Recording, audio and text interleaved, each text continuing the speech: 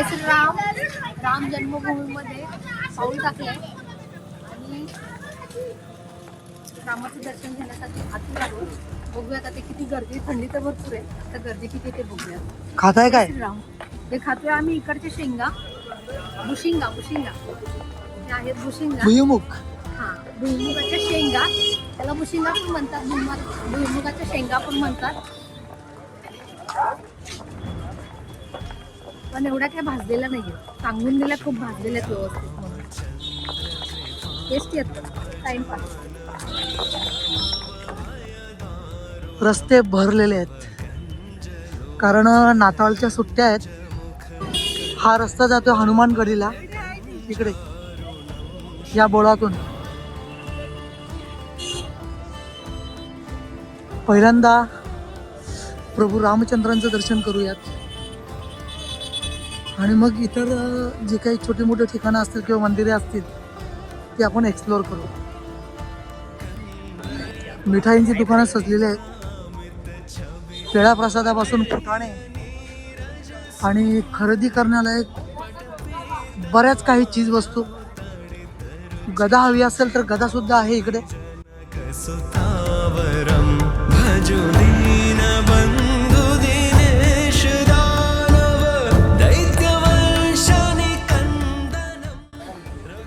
मित्रांनो, राम मंदिराच्या प्रांगणामध्ये आपण प्रवेश केलेला आहे. हा पूर्ण कॉरिडॉर जर बघितला तर प्रशस्त असा कॉरिडॉर हा सर्व भक्तजनांच्या स्वागतासाठी सज्ज आहे.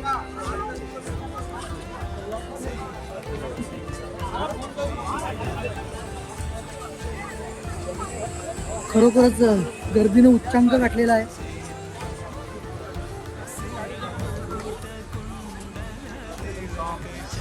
राहू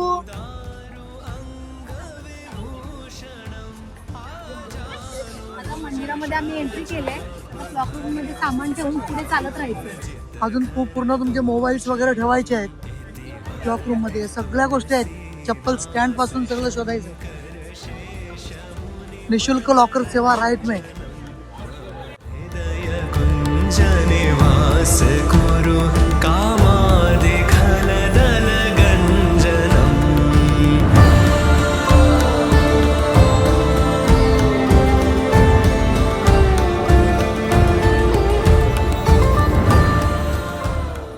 तर आता लॉकर जवळपासच आहेत. त्याच्यानंतर व्हिडिओ शूटिंग काही करता येणार नाही.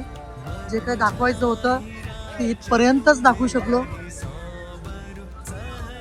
मंदिरात गेल्यानंतर मग ते शक्य होणार नाही. मोबाईल, इलेक्ट्रॉनिक सगळ्या वस्तू सगळं काही जमा करायचं आहे. जे जे काही निषिद्ध असेल आतमध्ये नेण्यासाठी ते सगळं जमा करायचं आहे. अयोध्येमधून जय श्रीराम. मित्रांनो, सरते शेवटी आम्ही प्रभू रामचंद्रांचं रामलल्ला स्वरूपातलं दर्शन घेतलं. दर्शन आमचं झालं दुपारी 2 वाजता. 2 वाजता आम्ही बाहेर पडलो आणि मर्यादा पुरुषोत्तम आणि त्यांना मानणारं भक्तगण किती मोठ्या प्रमाणामध्ये अयोध्येमध्ये प्रकटलं आहे हेही बघितलं. अयोध्येतील भव्य राम मंदिराबद्दल जितकं बोलावं तितकंच कमी आहे. हे राम मंदिर म्हणजे वास्तुकलेचा एक अप्रतिम असा उत्कृष्ट नमुना आहे.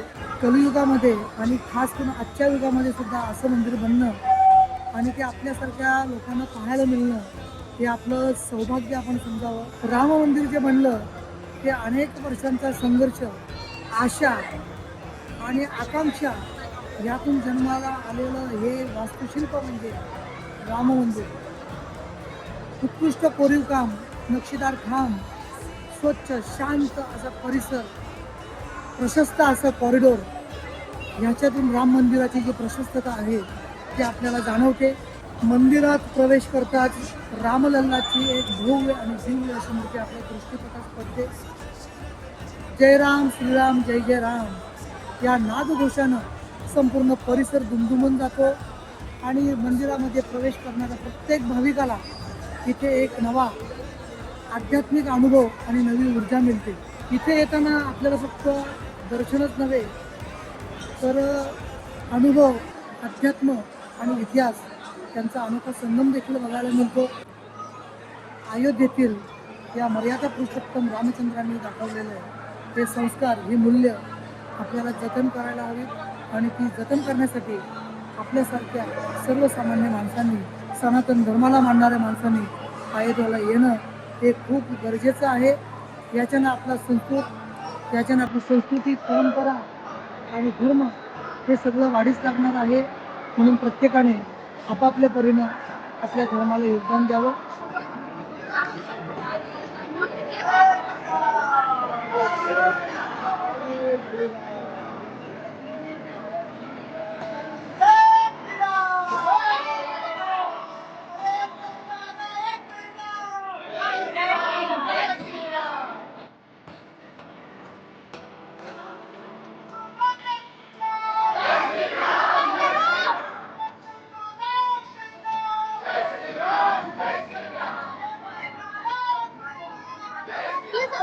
जय श्रीराम.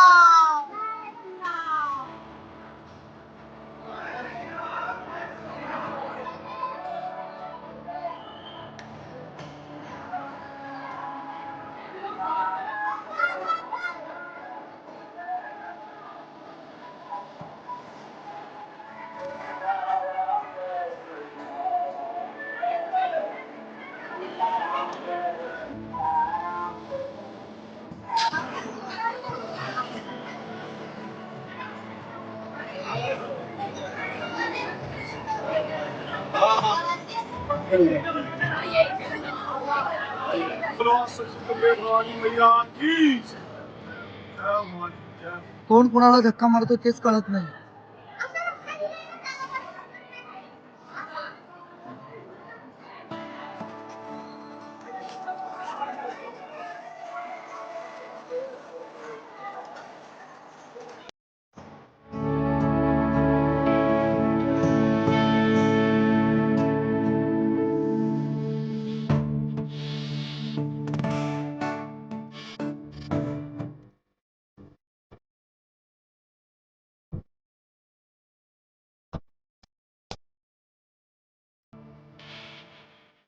तसं बघायला गेलं तर अयोध्या जर तुम्हाला व्यवस्थितरित्या बघायचं असेल तर एक 3 दिवस तरी हवेत, किमान 3 दिवस. म्हणजे तुम्हाला व्यवस्थित आपल्याला ते एक्सप्लोर करता येतं. आणि घाईघाईत करण्याचा प्रयत्न केला तर मग सगळंच राहून जातं. आता आम्ही हनुमानगडी केली, रामलल्ला मंदिर केलं आणि शरयू घाट करून आम्ही आमच्या हॉटेलला निघणार. कारण थंडी खूप वाढलेली आहे आणि अंगामध्ये त्या थंडीची हुडहुडी भरली. राम सिया राम सिया राम सिया राम सिया राम सिया राम सिया राम सिया राम राम सिया राम सिया राम सिया राम सिया राम सिया राम सिया राम सिया राम राम राम सिया राम नाम ही बस एक विधि भव सागर तारे. राम राम सिया राम नाम ही बस एक विधि भव सागर तारी. जिनको पूजत मार्केटिंग करण्यासाठी वगैरे बऱ्यापैकी स्कोप आहे इथे. जिनको पूजत कृष्ण बिहारी. झेंडे, मूर्त्या, फोटो, प्रसादाचं सामान, फुटाणे, गदा, इमिटेशन ज्वेलरी, हे आहे बाबू बाजार. राम सिया राम राम सिया राम राम सिया राम राम सिया राम सिया राम सिया राम सिया राम सिया राम सिया. मुख्य मंदिराचा जो परिसर आहे तिकडे थोडी अस्वच्छता आपल्याला दिसते, पण मंदिराच्या पासून जसं आपण लांब जातो तसं रुंद रस्ते आणि स्वच्छता जाणवते. जग माही राम ही केवल प्रेम प्रिय दाता. राम ही कृष्ण महेश्वर वाला. बोलत है ऋषि राम प्रभु नामा. सब विधि सुलभ न कोई उपचार. त्रेतायुगातलं अयोध्या आणि मुघलकालीन औरंगजेबाच्या किंवा हे सगळे जहांगीर मुघल सम्राट होते, शहाजहान वगैरे, यांच्या युगातल्या सुद्धा खुणा, इतिहासाच्या खुणा आपल्याला बघायला मिळतात. मशिदींचं प्रमाण सुद्धा बऱ्यापैकी आहे. म्हणजे मुघल गेले पण मशिदी सोडून गेले.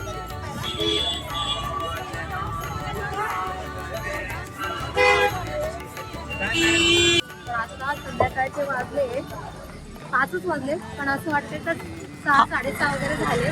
7:30 वाजल्यासारखं झालं.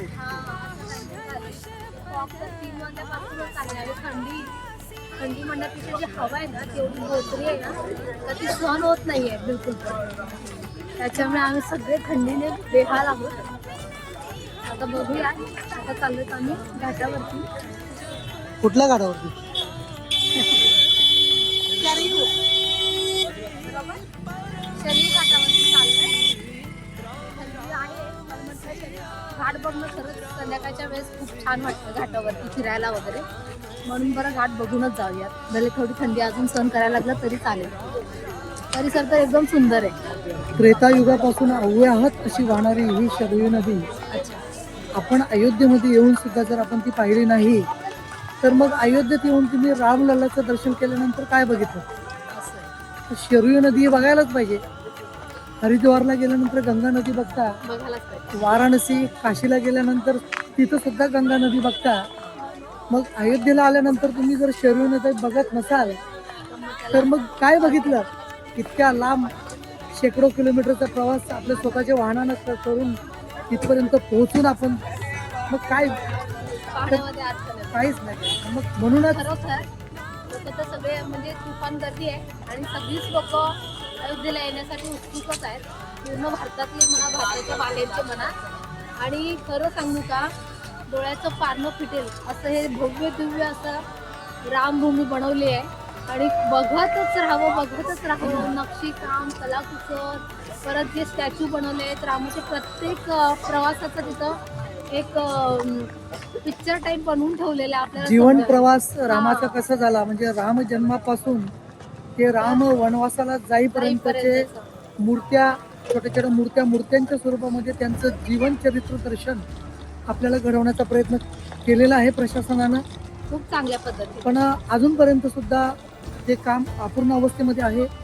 आणि जर खरोखर जर ते काम पूर्ण अवस्थेमध्ये तुम्हाला मंदिर बघायचं असेल तर पुन्हा 1-2 वर्षानंतर, 1 किंवा 2 वर्षानंतर पुन्हा आपल्याला इथे 2-1 वर्षामध्ये आलो ना तर बऱ्यापैकी सगळं काम संपलेलं असेल. आणि अयोध्येला भेट पूर्ण द्यावी लागेल. अयोध्या आपल्याला व्यवस्थित बघता येईल. एक्सप्लोर आताही जे बघायला मिळते ना ते खरोखर असं डोळ्याचं पारणं फिटण्यासारखं आहे.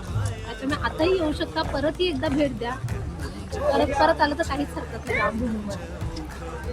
नदीवर सोसाट्याचा वारा सुटल्यासारखं दिसतोय. कारण प्रभू रामचंद्रांचे जे ध्वज दिसत आहेत नदीवर लावलेले ते खूप जोरात फडफडताना दिसत आहेत. याचाच अर्थ असा आहे की नदीवर वारा खूप जास्त प्रमाणामध्ये आहे. आणि दाट धुकं जेव्हा मानवी वस्तीमध्ये आपण असतोय तेव्हा ते जास्त करून अनुभवायला मिळत नाही. पण ज्या वेळेला आपण जंगलात किंवा नदीच्या काठावर वगैरे जातो त्यावेळेला धुक्याचं दाटीकरण किती आहे, त्याची डेन्सिटी किती आहे ती तिकडे गेल्यानंतर समजते.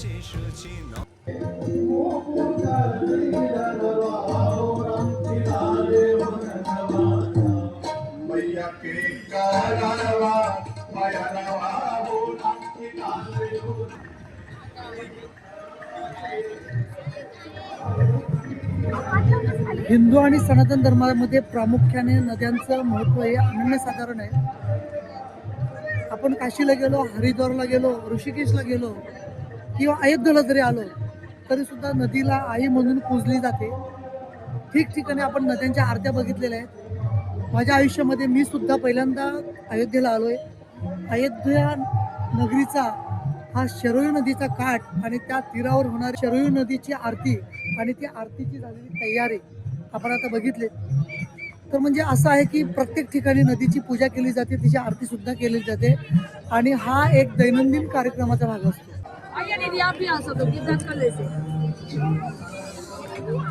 दिवे सोडताना आमच्या सौभाग्य होती.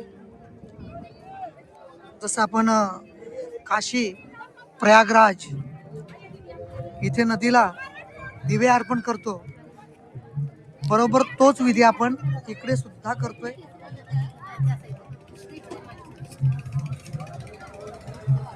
आमचे चिरंजीव आणि आमची सई आणि आमचे होम मिनिस्टर हे सगळे विधी पार पाडताना आपल्याला दिसत आहेत. दिवा गेला पण दिवा हे मध्ये मध्ये बांध घातले त्या लोकांनी अशा पद्धतीचे. चला दिवा नदीला अर्पण केला. पुष्प दीप प्रज्वलित करून आपण नदीला अर्पण केलेलं आहे. याला दीपदान सुद्धा म्हणता येईल. आरतीचे दिवे वगैरे धुतात इथे नदीच्या पाण्यात. या अशा पद्धतीचे दिवे असतात. हे बघा बघू सांग.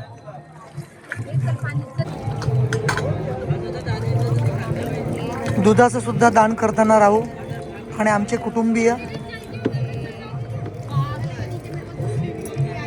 शरयू माते की. मी सुद्धा माझ्या हातानं दुधाचं दान किंवा दूध अर्पण करताना नदीला. हे घ्या ग्लास घ्या.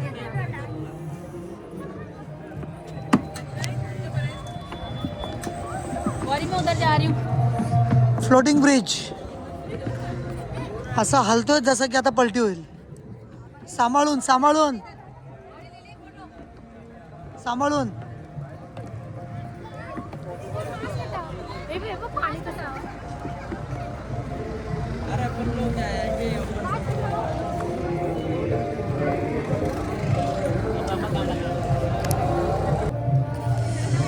गायीने पूर्ण फुले फस्त करायला घेतलेले आहेत. दुकानदाराचा पत्ता नाही. आणि हे जे दिवे आहेत ना हे दिवेच आरतीसाठी वापरले जातात. ही आहे आरतीची तयारी.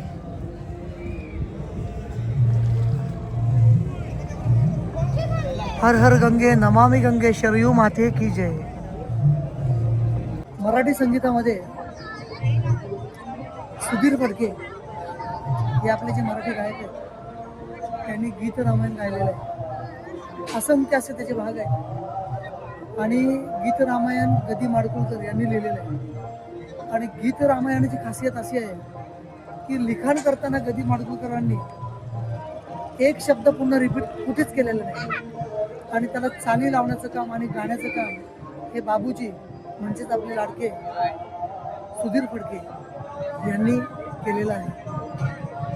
त्यांनी एका गाण्यामध्ये असं म्हटलेलं आहे, शरयू तीरावरी अयोध्या म्हणू निर्मित नगरी.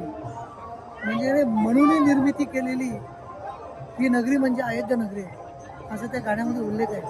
आणि मला तो वारंवार आठवतो. कारण ते गाणं मला जेव्हा आठवतं तेव्हा शरयू नदी आठवते. म्हणून खास करून आज शरयू नदीचं दर्शन घेण्यासाठी आम्ही आजच्या संध्याकाळी इकडे आलेलो आहोत. थंडी खूप आहे आणि धुकंसुद्धा वाढत चाललेलं आहे. त्यामुळं आरतीची तयारी पण होते. अर्धा तासाची आरती आहे. पण लहान मुलं सुद्धा आहेत त्यांना सुद्धा नदीचा थंडीचा त्रास आहे. म्हणून आरती न घेता आपण आता हॉटेलच्या दिशेने प्रयाण करणार आहोत. पण नदीचा काठ किनारा खूप छान आहे, अप्रतिम आहे. त्या बोटी सजवल्या आहेत त्या बघून अजूनच वेगळं काहीतरी वाटतंय. खूप विस्तीर्ण असं किनारा आहे. पात्र तर नदीचं इतकं मोठं आहे की धुक्यामुळे ते दिसत देखील नाही. बरंच मोठं पात्र आहे नदीचं. प्रत्येक ठिकाणाचं प्रत्येक वेगळ्या ठिकाणाचं वेगळं स्वतःचं एक वैशिष्ट्य असतं. त्याचप्रमाणे शरयू नदीवरचं पण काठावरचं एक दृश्य हे एक वेगळ्या पद्धतीचं आहे आणि खरंच खूप बघायला मस्त वाटतं. तर ही आहे शरयू नदी. बोटिंगची व्यवस्था सुद्धा असते. पण संध्याकाळी अंधार झाल्यानंतर बोटिंग वगैरे बंद होते. पोलीस प्रशासनाच्या इकडच्या बोटीवाल्यांना तशा सक्त ताकीद आहेत.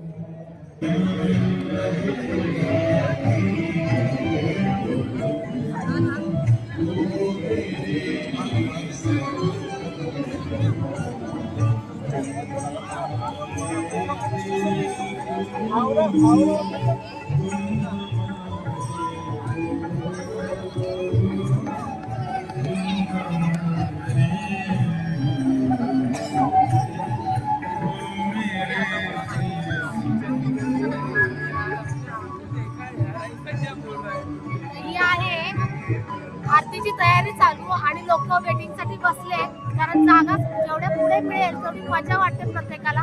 म्हणून खूप आधीपासून लोक येऊन बसले. हे दृश्य आरतीचे.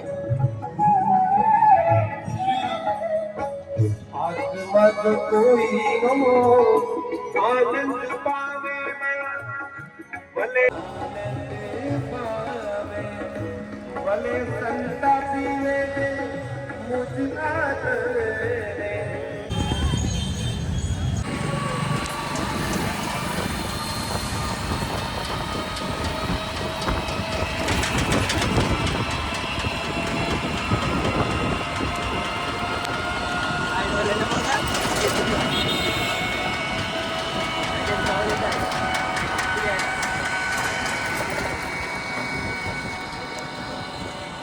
हर दिन की तरह आज भी बच्चे स्कूल चले गए और मैं सोचने लगी अब क्या करूं इस खाली समय में। फिर देखा एक